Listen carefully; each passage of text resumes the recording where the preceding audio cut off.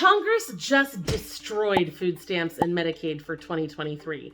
If you get help from either of those programs, there are some things you need to do right now so that you're prepared for those changes when they happen. On the surface, the Omnibus bill seems like it's got some good stuff in it. After all, it kept the government from shutting down, right? Well, there's a reason it's over 4,000 pages long, and it's because there is a lot of stuff in there. And not all of it is great. In fact, some of it's terrible, especially if you rely on government benefits to survive. First, let's talk about Medicaid. Around 18 million Americans are expected to lose their Medicaid coverage beginning in April under the new Omnibus bill rules. That's a huge deal. Right now, over 90 million Americans rely on Medicaid for their healthcare coverage.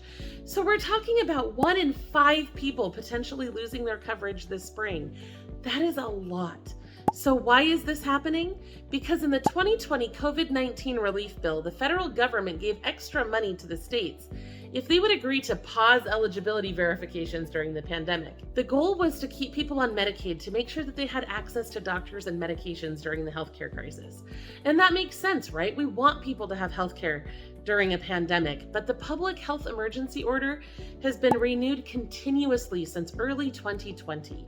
And that means that states have had to keep a lot of people on Medicaid who may not otherwise be eligible, and they're paying a lot of money for those benefits.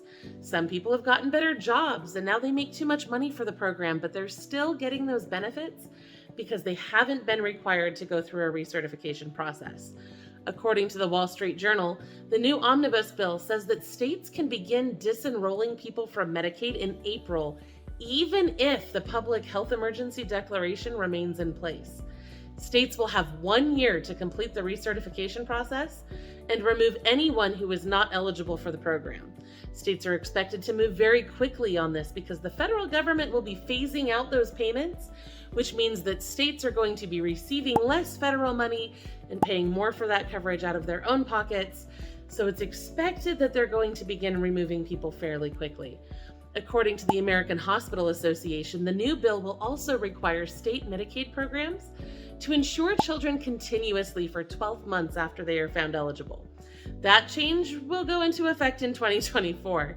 AHA also reports that the bill will allow states to offer up to 12 months of coverage for postpartum women as well, which is another great change that unfortunately will not be rolling out very quickly. If you have been receiving Medicaid continuously since the start of the pandemic, there are a few things you can do to protect yourself as these changes happen. First, make sure that the Medicaid office has your correct personal information on file. If you've moved, make sure they have your correct address.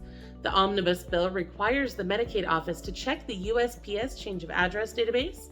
So at the very least, please make sure that you've updated your address with the Postal Service.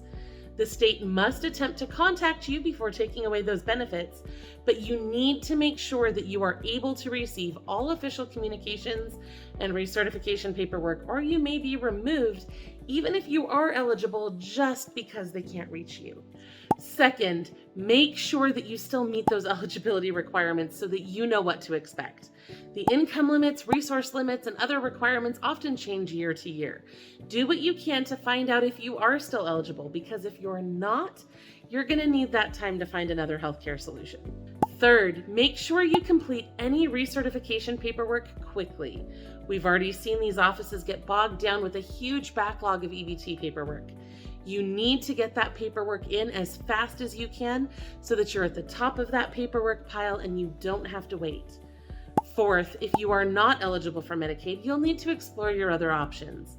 The Department of Health and Human Services is pushing to get a special sign-up window for the Affordable Care Act marketplace so that people who lose their Medicaid benefits can find other low-cost health insurance.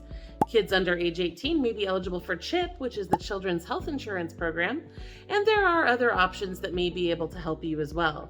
One of those options is Care Ultima. If you're looking for an easy and affordable way to see a doctor, I highly recommend this service. A Care Ultima membership gives you 24/7 access to doctors via their phone and online video calls. Their doctors are all U.S. board certified and have an average of 20 years of experience. They can diagnose you and even prescribe you medications, which can be sent to a pharmacy near you, and you may even be able to get a discount on your meds through their prescription discount program as well. The average wait time to see a doctor is only 10 minutes, which is pretty much unbeatable. It's crazy, and it'll even cover your spouse and dependents too for one low flat rate. It's seriously amazing. I use it myself, and I've been working with the company to create a custom offer just for you. For $26.95 per month, you can get access to their online doctors through their health package.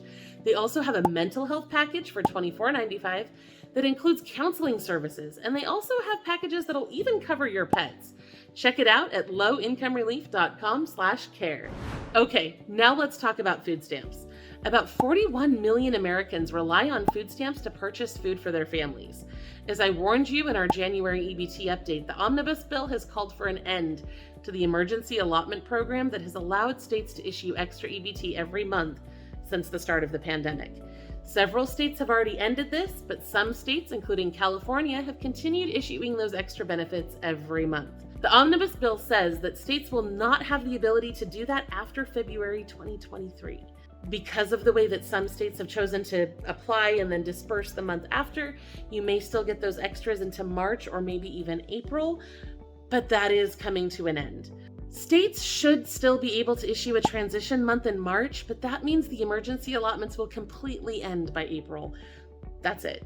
No more emergency allotments after that unless the government does something else to fix it, or unless your state government does something to intervene. Apparently, the government did this so that they could fund 2 new EBT-related programs, summer EBT for kids and replacement EBT benefits for victims of theft. Unfortunately, neither of these programs are going to help you in 2023, though. The Summer Meals program will start in summer 2024 and provide just $40 per child per month for the summer months. This helps families who rely on free and reduced price school lunches throughout the year, but it doesn't do anything for people who don't have kids. This is a permanent program, but it looks like states will have the option to decide whether or not to participate in this, so it may not even be available in all areas. We don't know yet. By the end of 2023, state agencies must have a plan to start replacing stolen EBT benefits. The government must replace the amount that was stolen as long as it doesn't exceed 2 months worth of benefits. If you lose more than 2 months, then you will only get double your monthly benefit back. You can receive that reimbursement up to twice per fiscal year. If your benefits are stolen more than twice per year, you will not be able to get extra reimbursements beyond that, so make sure that you're changing your PIN frequently and taking other precautions to protect those benefits from theft. This is a temporary measure designed to replace benefits stolen between October 2022 and September 2024. That's because the Omnibus bill also directs the government to begin investigating ways to prevent EBT theft. Specifically, they have to investigate how benefits are being stolen, how the stolen benefits are being used, where the fraud is taking place, and establish measures like equipment enhancements to ensure that the fraud cannot continue.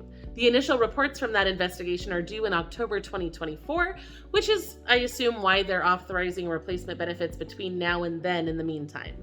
So there are some wins here for families and victims of theft, but there's really nothing that's going to help you this year. So if you're relying on those emergency allotments, you need to be prepared so that you can still feed yourself and your family. First, you need to make sure all of your information is up to date with the food stamps office. They calculate your benefits by looking at how much income you've received and how high your expenses are. If your rent has gone up or your income has gone down, you may be getting less than you are eligible for, and you need to update that so that you can get more. Second, find your local food bank and learn the rules. In cities, you may have very different options, and you may be able to get help from multiple different sources, and that's great. In rural areas, you may only have one option, and they may limit you. I've been really frustrated as I research food banks to find that in some areas, you can only get help from one food bank at a time, and you can only get 3 days worth of food a month, which just isn't enough. But you need to know what you're going into, so you need to look into those options. Third, you need to check out our other videos about how to get free food. The minimum amount for food stamps is $23, which is not enough to buy anything at all, really. So if you're going down to the minimum, you need to know how to get the food that you need. And we will always be here every week with new videos for you. And you can check out our whole library of other videos about how to get free food and how to get help with that. And before I go, there's one more important note here for immigrant families. A few weeks ago, I told you about a government memo that said you could apply for food stamps without being deemed a public charge, which meant you could get help with food without worrying about it being a negative impact on your immigration paperwork. I saw some weird language in the Omnibus bill that seems to change that, but I'm not an immigration attorney, so I don't know for sure. Make sure you consult with an immigration attorney or a counselor before you apply for food benefits, because you don't want to mess up that public charge thing if you're going for immigration. These are just the major updates I've uncovered so far. The bill is over 4,100 pages long, so I haven't been able to pour over it all in depth. I'm sure we'll find out more as these things are enacted and as I do further research. So please make sure you're subscribed to our channel so that you can continue getting updates. In the meantime, go check out our video on 7 things you need to do right now if you're getting food stamps. I'll see you there.